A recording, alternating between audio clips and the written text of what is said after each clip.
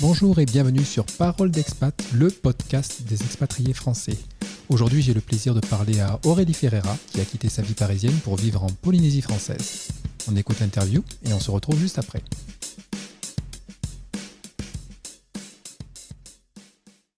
Salut Aurélie. Salut Moumou.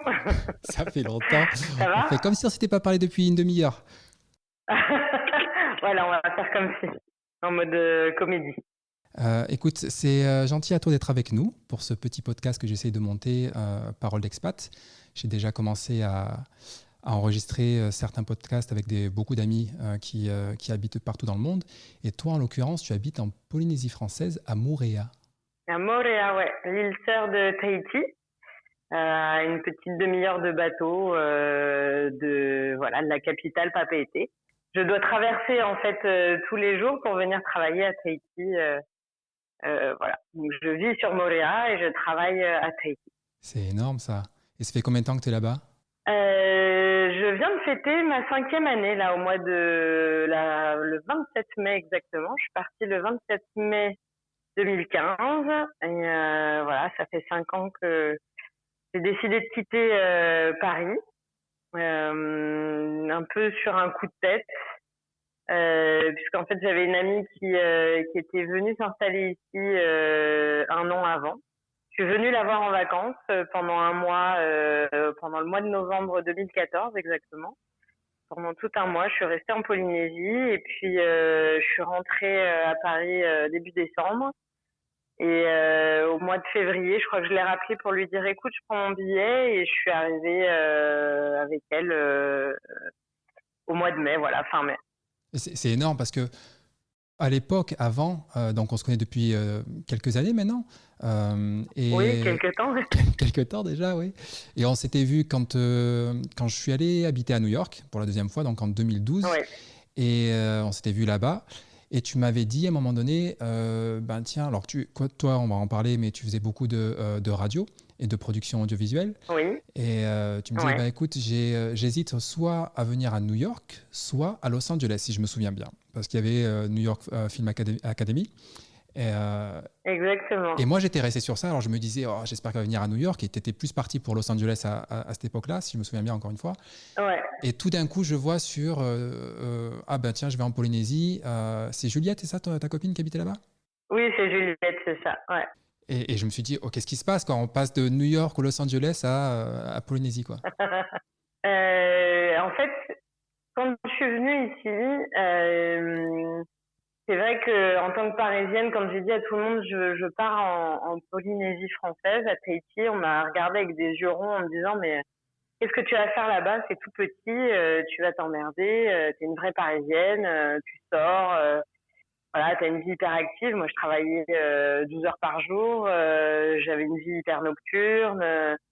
Et en fait, en venant ici, j'ai découvert un autre mode de vie pendant un mois et puis t'es entouré d'un lagon qui est magnifique, t'es entouré d'une nature qui est magnifique. Et en même temps, je suis arrivée dans des colloques où c'était aussi la fête et en même temps, tu fais la fête différemment. Et puis, j'arrivais un peu à saturation de Paris. Quand je suis rentrée de Polynésie, de mes vacances, je me suis retrouvée en plein Charlie Hebdo. Et puis, j'ai senti un espèce de changement de cap, un peu dans le quotidien. Je trouvais qu'on rentrait vraiment dans une espèce de parano, dans une peur de tout le monde. C'est plus du tout le Paris que moi j'ai toujours connu depuis que je suis enfant, quoi. Et j'aimais pas ce que j'étais en train de ressentir, en fait. Et je me suis dit, c'est que le début. Et c'est pas ce que j'avais envie de vivre. Et puis aussi, il y avait tout ce qui était entourage, c'est-à-dire que toutes mes copines commençaient à avoir des enfants, à être en vie de famille. Donc finalement, tu vis plus la même chose au quotidien aussi. Et au niveau professionnel, je commençais à tourner en rond aussi. Tu faisais quoi au niveau professionnel, justement, et tu avais quel âge? Il y a 5 ans, j'avais 34 ans, 33, 34 ans. Et j'étais dans la production audiovisuelle. Je travaillais dans le milieu hip-hop. Je faisais des émissions sur le rap français, sur le rap en général. J'avais fait beaucoup de radio auparavant sur Génération, une radio locale parisienne Très connu à Paris, spécialisée oui. dans les hip-hop parce que c'était ma culture totalement dedans. J'étais très heureuse dedans. Et puis on est parti sur de la production audiovisuelle, toujours dans ce milieu-là. Et au bout de 6 ans à parler de rap qui avait beaucoup changé, qui était plus du tout ce que moi j'écoutais parce que moi je suis plutôt la culture des années 90, 2000 et là on était vraiment dans une culture qui était totalement différente de ce que j'aimais. Et je tournais en rond et puis chaque année je disais j'arrête, je vais faire autre chose. Puis finalement je continuais parce que le statut d'intermittent était quand même assez confortable d'une certaine manière.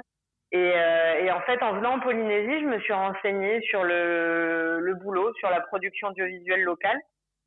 Et mon profil était intéressant dans le sens où ils avaient rarement des gens qui venaient de Paris et qui avaient les compétences que j'avais, qui venaient en Polynésie pour s'installer. C'était plutôt l'inverse. Les gens partaient de Polynésie pour aller en France. Et du coup, on m'avait dit, écoute, si tu reviens, on ne garantit pas que tu auras du boulot parce que ça en reste un tout petit monde. Mais si tu reviens, ton profil est intéressant. Voilà, donc il y a eu plein de choses qui font que je me suis dit, écoute, c'est peut-être le moment de complètement changer de vie et d'aller prendre l'air. Et au départ, en fait, je suis partie pour un an. C'est pas du tout parti pour rester. Moi, je m'étais dit, je pars un an en Polynésie, je vais prendre l'air et puis après, je mettrai en marche justement des projets de Los Angeles ou de New York parce que je reste quand même une citadine convaincue. Et puis, finalement, un an, ça m'a paru trop court. Donc je m'étais dit non, je vais rester un peu plus longtemps. Et puis, entre-temps, j'ai rencontré quelqu'un aussi ici. Donc, Ah, le classique. voilà. Le classique, une chose en amenant une autre, tu dis, je vais rester un peu plus longtemps. Et une chose en amenant une autre, donc je suis restée avec cette personne-là. Et puis aujourd'hui, on a une petite fille. Et puis, il y a une deuxième petite fille qui arrive. Donc tu rentres pas tu rentres pas en France, mais d'un autre côté, au bout d'un an, je suis rentrée à Paris parce que ma sœur allait accoucher de mon petit neveu et puis ma grand-mère était pas très bien.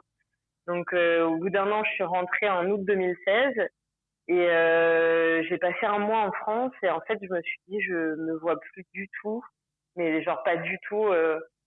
Revenir vivre à Paris. Je le sentais plus du tout. Alors pourquoi? Est-ce que tu peux nous expliquer un petit peu? L'ambiance, le speed, dis-toi que je suis rentrée en plein mois d'août et que je suis rentrée, j'avais des pulls sur moi, j'avais froid alors qu'il faisait 22 degrés, que tout le monde était en débardeur. On s'habitue on vite. va dire que je me suis... Ce qu'on me dit ici, c'est que je me suis tropicalisée. Donc, dans les faits, effectivement, ma sœur, elle me regardait avec mes deux pulls. Elle mettait le débardeur. Elle me dit, mais je comprends pas, il fait chaud. Je dis, mais moi, il fait froid. Enfin, 20 degrés, c'est... Ici, il faut dire qu'on vit entre 27 et 35 degrés. Donc, quand il fait froid, notre hiver qui est au mois de juillet, quand il fait froid, il fait très, très froid, il fait 17 degrés. Et quand il fait un peu froid, il fait 22, 23, tu vois. Donc déjà, voilà, moi, le côté tropical me manquait. Et puis oui, cette nature qu'on a finalement au quotidien qui te permet d'être tellement bien quand tu regardes autour de toi. Moi, je me lève le matin, j'ai la vue sur le lagon ou sur la montagne et je prends le bateau tous les jours. Je traverse ce bras de mer entre Tahiti et Moorea. Même si tu vis à Papeete, qui reste quand même j'allais dire la grosse ville, c'est vrai que quand tu viens ici, tu te dis c'est tout petit, mais en même temps, ouais, t'as la montagne derrière qui est magnifique. Tu peux aller te faire une rando à 5 minutes de la ville si t'as envie. Les gens sont cool. Alors, je vais pas dire que tout est rose et tout est parfait. Hein. Il y a aussi des soucis en Polynésie. Il y a des soucis de pauvreté. Il y a des cons comme partout. Moins qu'à Paris, peut-être? Oh oui, beaucoup moins, beaucoup moins. On en est loin. Non, mais je veux dire, voilà, il y a ici des indépendantistes qui n'aiment pas ce qu'on appelle les popas, donc les blancs, mais c'est minoritaire. Je veux dire, on est très bien accueillis en Polynésie quand tu respectes la culture polynésienne, parce qu'il faut comprendre que ici, quand tu arrives ici, tu es accueilli par les Polynésiens, bien que ce soit un territoire français. Mais tous ceux qui viennent ici et qui le comprennent, en tout cas, comprennent bien que la Polynésie française a une identité culturelle très forte et qu'elle est à respecter. C'est-à-dire que c'est à toi de t'adapter aussi à cette vie-là et tu n'arrives pas en tant que colon sur un territoire français. Alors ça, c'est très important, quoi. Quand tu as compris ça en Polynésie, tu t'adaptes très bien à la vie ici. Si t'arrives comme un gros colon français popa qui se dit ah, c'est un territoire français, faut vivre comme les Français, non, c'est pas comme ça que ça se passe. Alors, je disais, c'est intéressant parce que quand on part à l'étranger, on peut se dire éventuellement dans un pays étranger, faut que je m'adapte à la culture. On parlait de New York, on parlait des États-Unis en l'occurrence. Tu te dis, bon, effectivement, si j'essaie de vivre comme un Français, on va me dire, mais Coco, t'es pas en France, donc c'est normal. Et toi, tu es parti dans un territoire français, donc c'est vrai que les gens pourraient se dire, il n'y a rien qui va changer, c'est juste que, comme tu dis, je vais avoir un lagon et puis la vie sera un peu plus cool, mais je vais garder mes habitudes, mais ça reste une culture à part. Et ça peut être un choc. La culture polynésienne, elle est très riche, elle est très intéressante. Après, dans le quotidien, je veux dire, on change pas tout, on chamboule pas tout. Hein. J'ai mon Carrefour, on roule du même côté de la route. On n'a pas la même monnaie. Ici, il y a un gouvernement propre, même si on est régi, on est soumis à on est soumis par exemple à la même législation française ou à la même éducation française, mais il y a des lois qui sont différentes ici. Il y a un président. Il y a un gouvernement polynésien. Après, en fait, si tu veux, ton quotidien est différent parce que la culture polynésienne est différente. Ici, tu tutoies les gens, par exemple, quand tu arrives. Bien que ça ait tendance un petit peu à changer aujourd'hui, parce que le tourisme fait que les Polynésiens s'adaptent un petit peu aux touristes français qui des fois prennent mal le tutoiement polynésien.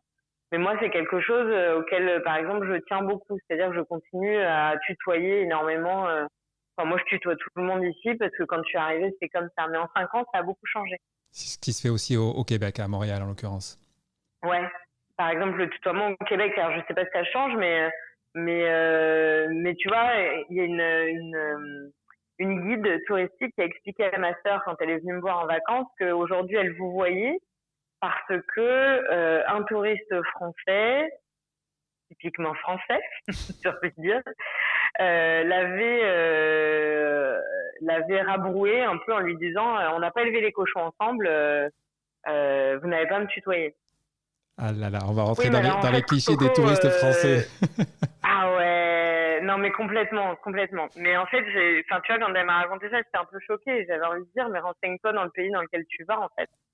Et effectivement, ici, tout le monde se tutoie. C'est-à-dire que moi, j'ai déjà croisé le président de la Polynésie française qui venait assister à une projection d'un documentaire qu'on avait produit à l'époque avec la boîte avec qui je travaillais. Et qui arrive, et alors même s'il y a tout un protocole, il y a le président qui arrive, donc il y a un certain respect, mais le président, il arrive, il claque la bise à tout le monde et il tutoie les gens, tu vois, donc bon, il y a une certaine douceur de vivre là-dessus qui est assez... Et c'est vrai que moi, je suis jamais allé à Tahiti pour le coup, mais je suis allé plusieurs fois à Montréal, et au tout début, quand mes amis m'avaient expliqué que le tutoiement était de rigueur, c'est vrai qu'en tant que Français, puis on t'apprend à vous voyez quand tu connais pas, personne un peu plus âgée, etc. Mais ça donne moi, j'ai adoré, personnellement, parce que je dirais pas que ça simplifie les choses, mais tu te sens plus à l'aise. Et oui, carrément. Mais au début, c'est un peu bizarre. Hein. Au début, par exemple, les grands-parents de mon chéri, j'ai eu du mal à les vous voyer. Et papy, qui lui était un Hollandais arrivé en Polynésie dans les années 50, qui s'est marié avec donc la grand-mère de mon chéri qui elle est vraiment tahitienne. Quand je les vous voyais au début, les deux ils se sont regardés, ils se sont mariés en fait. Et du coup ils m'ont dit non mais non, c'est pas possible. Donc on te met vite à l'aise et on te remet un peu dans le truc en te disant allez, mets-toi dans le tutoiement. C'est pas naturel pour nous, mais ça le devient finalement assez rapidement. et c'est agréable. Bah, tant mieux. On est allé un peu vite. Peut-être que beaucoup de gens peuvent se poser la question sur comment tu as fait pour aller à Tahiti. Est-ce qu'il faut des visas? Sachant que c'est un territoire français, est-ce que tu peux juste y aller avec ton passeport ou même ta carte d'identité française? Ou est-ce qu'il faut avoir des papiers, d'autres papiers plus spécifiques? Non, bah, c'est un peu l'avantage, c'est qu'effectivement, c'est un territoire français, donc tu n'as pas besoin de visa. Alors, tu es obligé de prendre ton passeport parce que tu passes par les États-Unis pour venir jusqu'ici, hein. Le voyage est assez long. Tu as 22 heures de voyage pour venir jusqu'en Polynésie. C'est un territoire qui se mérite parce que quand tu sors de l'avion, je peux te dire que t'es bien lessivé. Au moins 10 jours pour s'en remettre. Oh oui, oui, il faut un petit peu de temps. Bah, plus quand tu reviens en France, où le décalage horaire est un peu violent. Quand tu arrives, ça va. Tu te mets vite dans le rythme. Tu te lèves très tôt le matin, mais ça tombe bien parce que c'est le rythme des Polynésiens. Et mais voilà, donc non, t'as besoin après ici, t'as pas besoin de visa pour travailler. Tu arrives avec ton identité française, tu es en territoire français, donc pas de difficulté par rapport à ça. Par contre, tu n'as plus le même système de couverture sociale. Tu ne bénéficies pas de la couverture sociale française. Ici, tu as ce qu'on appelle la CPS, la Caisse de prévoyance sociale, je crois. Donc, tu dois souscrire à cette sécurité sociale-là. Comment dire, tes assurances françaises ne sont plus valables ici non plus. Le Voilà, chômage? donc il y a quelques petites choses à mettre en place. Il n'y a pas de chômage ici, ça n'existe pas. Voilà, c'est très important à dire à tous ceux qui y pensent. Tu travailles, si tu ne travailles pas, tu n'as rien. Donc il n'y a pas de caisse de chômage. Quoique le Covid aujourd'hui a changé un peu la donne, ils sont peut-être en train de réfléchir à une caisse de chômage, mais je pense que ce sera limité aux locaux ou aux gens qui sont là depuis quelques années et pas aux nouveaux arrivants, parce que sinon ce serait beaucoup trop facile. Ici c'est vraiment, voilà, comme je te dis, si tu travailles c'est bien, si tu travailles pas, tu te débrouilles. Il y a beaucoup de débrouilles. Après ils sont un système très familial. Les gens vivent voilà un peu En j'allais dire communauté? en famille. Quand t'as peu de moyens, plusieurs générations peuvent vivre sous le même toit, et puis tu vis avec tes arbres fruitiers et la pêche et un peu de débrouille quoi. Donc voilà, mais sinon la vie est un peu chère aussi, il faut prendre ça en compte, hein. Tu vis, c'est pas les mêmes moyens hein, qu'en France. Tout est cher, tout est cher. Carrefour c'est très cher. Tu vas acheter tes yaourts, tu les achètes 5 euros alors qu'ils te coûteraient 1 euro en France. Après, du coup, ton niveau de vie et ton salaire est adapté aussi. Enfin, en tout cas pour nous, hein, en tant qu'arrivants sur le territoire polynésien. Tu es plutôt pas trop mal payé quand tu as un métier qui te le permet. Ce qui n'est pas le cas pour tout le monde là-bas? Non, ce qui n'est pas le cas pour tout le monde. Je crois que le salaire moyen pour les Polynésiens doit être aux alentours de 1 000 euros. Ce qui n'est pas énorme quand tu vois justement le coût de la vie. Et encore une fois, ils ont soit la chance d'avoir comment dire des possessions, c'est-à-dire que leur maison appartient à leur famille depuis des générations et du coup ils le transmettent, ou alors c'est une vie assez précaire pour certains Polynésiens effectivement. Après nous en tant qu'expat, en tant que POPA, on est plutôt bien lotis. Il y a beaucoup ici d'infirmiers. Enfin, le monde médical ici de métropole est très représenté, hein. Infirmiers, infirmières, médecins, kinés viennent beaucoup ici en Polynésie. J'aurai bientôt l'occasion d'interviewer une kiné justement que nous connaissons tous les deux, Lucie. Ah oui, bah oui, Ouais. bah oui, qui a vécu ici longtemps, Exactement. qui est partie, mais qui a tendance à faire des allers-retours, hein, qui a la chance de pouvoir le faire. Et qui bouge de partout. Et Ouais. ouais, qui bouge de partout. Et voilà, ce milieu-là est plutôt bien rémunéré. Et sinon, les deux autres professions très représentées sont les militaires, évidemment, et les profs. Profs instituts qui viennent... en fait, chaque année, on a des vagues de militaires et d'instituts qui viennent renouveler, en fait, puisqu'ils ont en général des contrats de 3-4 ans sur le territoire et puis qui repartent ensuite en métropole ou sur d'autres territoires d'outre-mer. Alors, tu nous parlais tout à l'heure de la distance, donc ça se méritait, que tu fallait 22 heures de voyage pour venir là-bas, pour aller là-bas. Et tu nous as dit également que tu avais une petite fille, que tu en avais une deuxième qui allait venir, Oui. qui était en route. Oui. Comment tu vis la distance pour l'avoir vécu quand j'habitais en Australie ou même en Californie, c'est très très long. Pour les heureux événements et pour les moins heureux événements, ça peut compliquer les choses.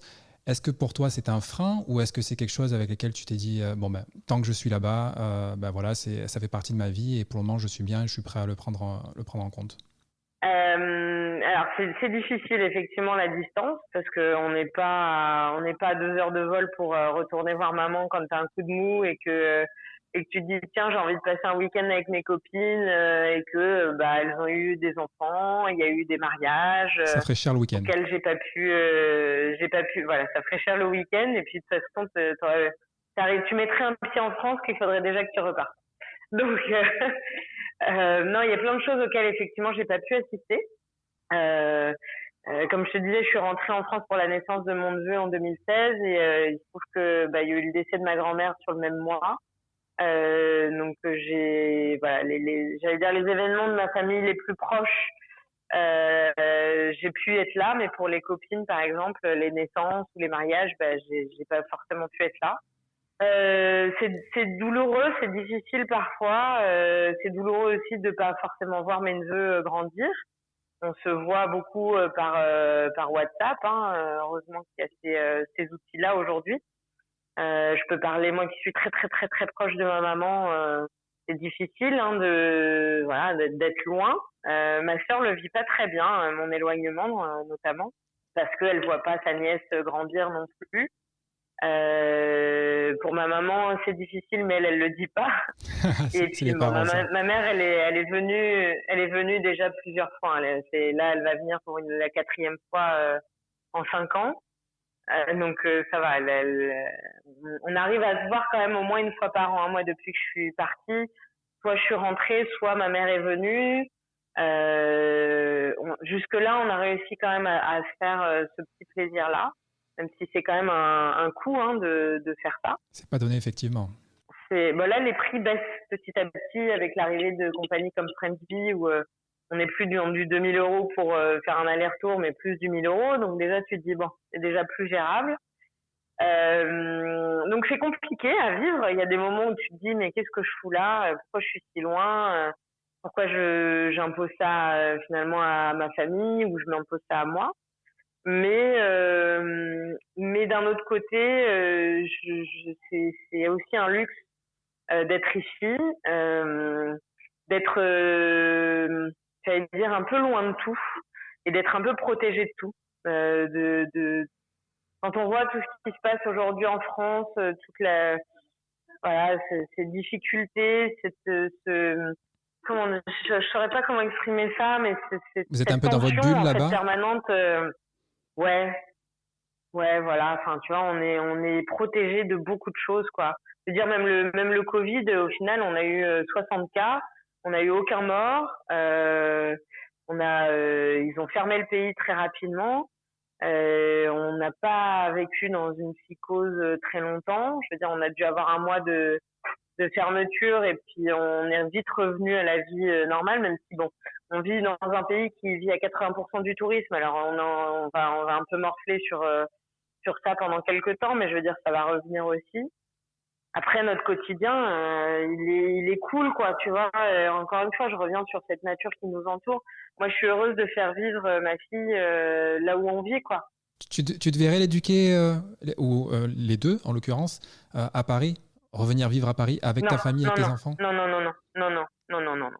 ça jamais. Ça a l'air d'être catégorique. Non, mais c'est fou.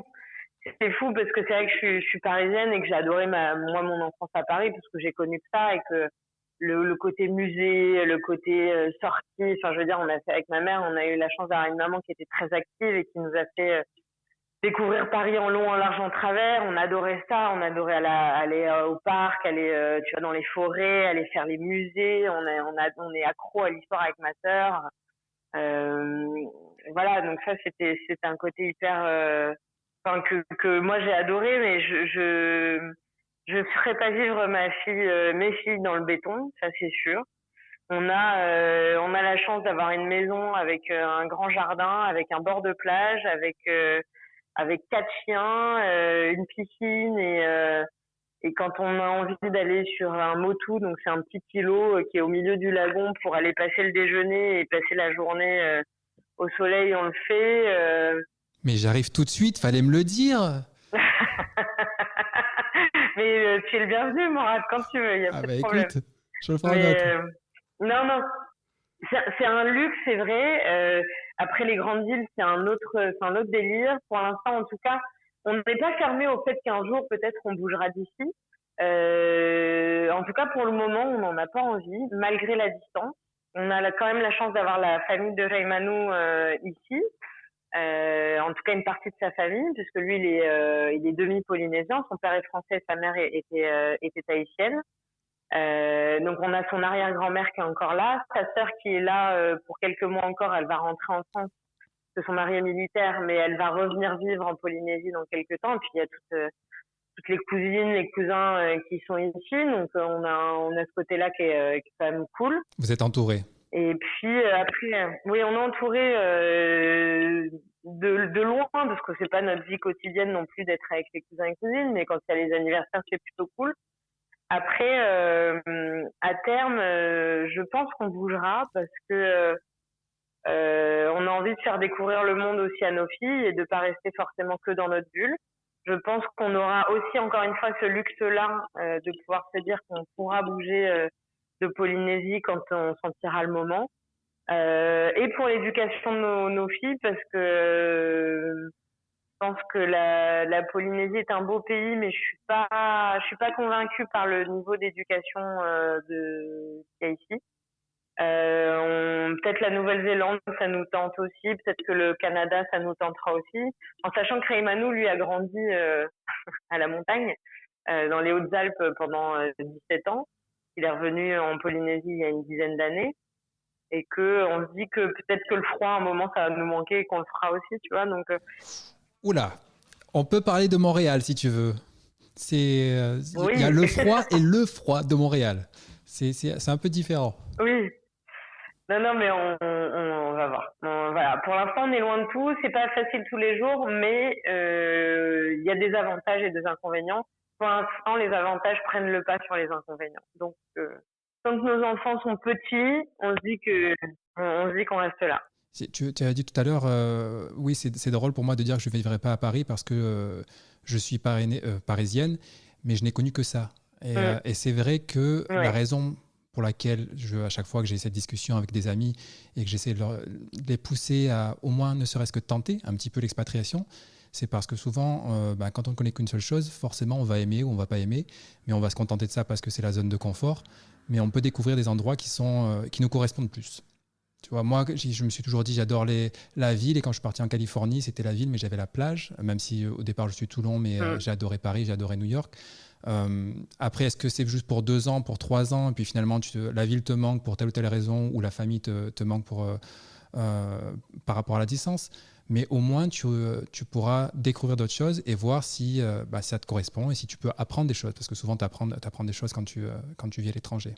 Ah oui, mais moi, déjà, pour te dire, je suis passée de Paris avec plus de 10 millions d'habitants à Tahiti où on compte, allez, on va dire 200 000 habitants sur toute l'île de Tahiti. Et encore, je suis même pas sûre. Et je suis là à Montréal, je vis sur une île de 17 000 habitants. Donc, tu connais tout le monde, en fait. Non, on connaît pas tout le monde. Non, mais je veux dire, en termes de grand écart, je suis passée vraiment sur quelque chose que je n'aurais vraiment jamais imaginé vivre un jour. Quand j'habitais à Paris, moi, déjà me dire que quand on me disait mais tu veux pas aller vivre ailleurs qu'à Paris, en province, je disais mais jamais de la vie, je ferais mon Paris. J'adore avoir ma boulangerie en bas de chez moi, descendre mon immeuble et machin. T'habitais pas loin d'Oberkampf, en plus. Ouais, moi j'étais en plein dans le bouillon total, c'était la vie en permanence, hein, tu vois. Et en fait, non, tu vois, j'adore le fait d'entendre les coqs le matin, d'avoir mes 4 chiens qui cavalent partout et qui coursent justement les poulets, les poulets du matin. J'adore devoir aller chercher mon truc à 5 minutes en voiture, mais voilà, je me De suis prendre le bateau tous complètement les jours. adaptée à une autre vie, de prendre le bateau tous les jours. Je me suis adaptée à une autre vie, mais même ça, un passé de Tahiti à Montréal, ça a été compliqué dans ma tête de me dire ah ouais, mais il y aura plus, il y a une très toute petite vie nocturne à Montréal, c'est-à-dire que à 20h, je pense que tout est fermé, quoi, tu vois. Mais moi, Ça a c'est été encore ma peur. difficile, et en fait, ouais, mais en fait, après, j'ai une vie de famille, en fait, aujourd'hui. C'est-à-dire Oui, que ça fait une grosse tu m'aurais différence. dit ça à 25 ans, évidemment, non. 25 ans, non. Là, je viens d'avoir 39 ans, j'ai une petite fille de 15 mois. Mais t'es vieille maintenant. Ouais, je suis trop vieille. J'adore. Non, mais je veux dire, voilà, c'est différent. Je l'aurais passé à 25 ans. À 34, j'ai déménagé ici. Je faisais la fête avec toutes les colocs de Tahiti et c'était génial. Et tous les week-ends, c'était la teuf. Et puis après, tu rencontres quelqu'un, puis du coup, tu continues à sortir. On s'est bien amusé quelques années. Et puis au moment où tu dis, bon, ça y est, je pense que là, moi, je vais pas me plaindre. Hein, j'ai fait la fête j'ai ma fille à 37 ans, quoi. J'ai fait la fête jusqu'à 37 ans, donc T'as bien profité. bon, je vais pas faire de crise de la quarantaine à me dire j'ai pas vécu ma jeunesse, non. Ma jeunesse, je l'ai vécue en long, en large, en travers, et même au-delà de la limite de beaucoup de gens, tu vois. Parce que même à 35 ans, on me dit ah, tu sors encore toute la nuit. Oui, je sors encore toute la nuit. Donc non, voilà, tu t'adaptes, tu vis autre chose, tu t'adaptes à autre chose, et puis le jour où on en aura marre et qu'on voudra faire autre chose, ben on fera autre chose et ce sera très bien. Eh ben, écoute, on sent déjà que tu es heureuse. Oui, oui, carrément.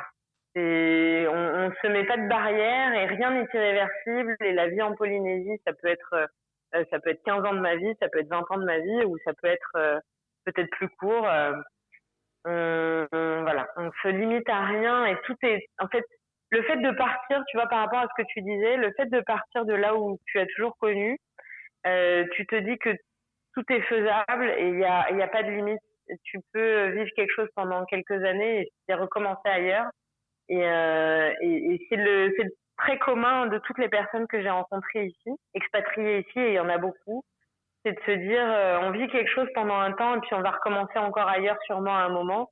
Et puis en fait, c'est la plupart des gens que tu rencontres ici, ils bougent, ils font des sauts de puce. Il y en a qui sont partis là en Nouvelle-Calédonie, d'autres qui sont partis à La Réunion, d'autres qui sont rentrés en France mais qui savent qu'ils vont pas rester en France, qui vont retourner vivre ailleurs. C'est une vie de globe-trotteur et puis tu goûtes à quelque chose et puis tu iras goûter à autre chose à un autre moment et C'est très dur une fois que tu as ça qui est commencé. hyper agréable. Ouais, on appelle ça le travel bug hein, quand on n'arrête pas de bouger. C'est vrai que moi, pendant des années, on m'a dit mais quand est-ce que tu vas te calmer, à passer d'une ville à une autre, d'un pays à un autre. Je ne sais pas si je m'arrêterai un jour. Je me dis qu'éventuellement, je redescendrai dans le sud de la France, à Toulon, à un moment donné, si jamais je me pose avec j'ai une famille, etc. Mais ce que tu dis, c'est très important également. Ça revient souvent. C'est que beaucoup de gens ont peur de quitter ce qu'ils ont. Encore une fois, la zone de confort, c'est vrai que c'est compliqué. Bien sûr. Mais une fois que tu sautes le cap, tu te rends compte que c'est faisable. possible. Exactement. Possible. Et tu te dis, bah, si je l'ai fait une fois, je peux le faire une deuxième fois. Alors, il y a c'est pas si compliqué. Non, ça demande de la préparation, ça demande un peu de courage, bien sûr, de certains sacrifices, mais souvent, ça en vaut le coup. Et en l'occurrence, pour toi, par exemple, je pensais tout à l'heure, en préparant un peu l'émission, je me suis dit, mais tu te rends compte quand elle devait partir à Los Angeles ou à New York, si maintenant elle est avec son copain, avec son partenaire, et elle a une petite fille et une deuxième en route, ça aurait tout à fait changé. Ou alors s'il était resté à Paris, je ne dis pas que tu n'aurais pas rencontré quelqu'un, mais a priori, ça n'aurait pas été la bonne personne vu que tu l'as rencontré maintenant. Et oui, non, c'est sûr. Bah, en fait, ça, après, c'est des questions de soit tu crois au destin, soit tu crois au hasard, peu importe. Mais la vie, pour moi, est une question de choix et ta vie, tu la construis en fonction des choix que tu fais. Donc, effectivement, j'aurais pu rester à Paris et rencontrer un Parisien et faire ma vie à Paris et avoir mes enfants à Paris, comme ma sœur le fait, en fait, actuellement. Et des fois, je lui dis, mais pourquoi tu pourquoi tu pars pas? Elle me dit, ouais, mais faut trouver du boulot, et puis elle a 2 enfants, puis c'est compliqué, ils sont habitués à, machin. Je dis, mais en fait, c'est une question de choix, tes enfants, ils vont s'adapter et j'ai la chance d'avoir effectivement un partenaire aujourd'hui qui partage cette idée-là, c'est-à-dire que on se met pas de limite, nos enfants, ils vont nous suivre et ils vont adorer découvrir d'autres choses, même si au départ, c'est un peu compliqué de partir de ce que tu as toujours connu pour des enfants, mais pour des adultes aussi. Au final, tu ne fais que t'enrichir à chaque fois. Et si c'est une galère, eh ben rien ne t'empêche de revenir en arrière et de revenir à ton point de départ. Alors c'est une question aussi de moyens, c'est pas aussi simple, il faut avoir aussi un minimum de sous de côté ou pour la Polynésie, hein, voire quasiment rien. Mais j'ai eu du bol, j'ai trouvé du boulot tout de suite. En une semaine, j'avais du taf dans le milieu que je cherchais, c'est-à-dire l'audiovisuel. C'est énorme ça. Ça a été à la fois une question de chance et une question de timing. Je suis arrivée au moment où dans une boîte de prod, une nana qui était mariée à un militaire devait rentrer en France. Donc gros coup de bol et puis bon timing. Enfin, tu vois, des fois tu te dis en fait la vie elle fait les choses aussi bien pour que finalement le choix que tu as fait il continue, tu vois. Après j'ai rencontré des gens qui sont arrivés ici, qui n'ont pas trouvé de boulot, qui ont galéré pendant un an et puis qui sont rentrés et finalement qui sont très heureux d'avoir passé leur année ici, qui sont rentrés en France et qui ont changé leur vie par rapport à ce qu'ils avaient avant leur année en Polynésie. Et ça leur a apporté quelque chose quand même. Et je pense à une copine qui est infirmière, qui a cherché ici pendant un an, qui a galéré. Elle est rentrée avec son chéri qui n'avait pas trouvé de boulot en Polynésie. Ils sont rentrés en France. Ils sont restés 4-5 ans. Ils sont revenus en vacances ici. Et puis elle a décidé de revenir. Ils se sont séparés. Et puis finalement, lui maintenant, il est avec quelqu'un d'autre. Elle est avec quelqu'un d'autre. Elle est revenue en Polynésie sur une toute petite île, encore plus petite que la mienne. Elle est super heureuse. Il est super heureux. Enfin, tu vois, je veux dire, tout ça, c'est un choix va t'amener une vie différente et c'est ce qui est hyper kiffant quand tu décides de t'expatrier, quoi. Ça fait peur, mais c'est l'adrénaline de la vie au final, tu vois. C'est beau comme tu parles, c'est l'adrénaline de la vie. Je sais. Écoute, on va se quitter sur ça, sur cette phrase. C'est l'adrénaline. Oh, j'arrive pas à le dire. C'est l'adrénaline de la vie. Voilà, parfait. Je couperai ça au montage pour le podcast. Écoute, merci à toi, Aurélie, d'être avec nous, d'avoir été avec nous pour cet épisode de Parole d'expat. Je te souhaite tout plein de bonnes choses. Je t'embrasse bien fort et j'espère qu'on aura l'occasion de se voir, que ce soit à Tahiti ou n'importe où dans le monde, à Paris, en France, j'en sais rien, mais on y arrivera. Eh bien, écoute, je rentre en France au mois de décembre pour Noël parce que ça fait 5 ans que j'ai pas fêté Noël avec ma famille et que pour le coup, ça me manque tellement que j'ai envie de rentrer. Et puis, j'aurai en plus accouché de ma deuxième petite bouille, donc ce sera l'occasion de présenter mon bébé à ma famille aussi. Ce que j'ai déjà fait pour ma première, tu vois, on fait des sacrifices, on vient en France avec des tout petits bébés. Donc je serai en Europe en décembre. Voilà. Eh ben écoute, je le note et j'espère qu'on pourra se voir. Je suis pas loin maintenant, je suis à Londres, je suis à 2h30 de Paris, donc s'il faut faire un saut, ce sera avec grand plaisir. Ok, super. Et gros bisous Mourad, merci beaucoup pour cette interview, c'est cool. Salut. À bientôt. Voilà, j'espère que vous avez passé un bon moment en notre compagnie. Cet épisode est disponible sur mon site internet, mouradzegari.com, ainsi que sur les plateformes de podcast habituelles et les réseaux sociaux.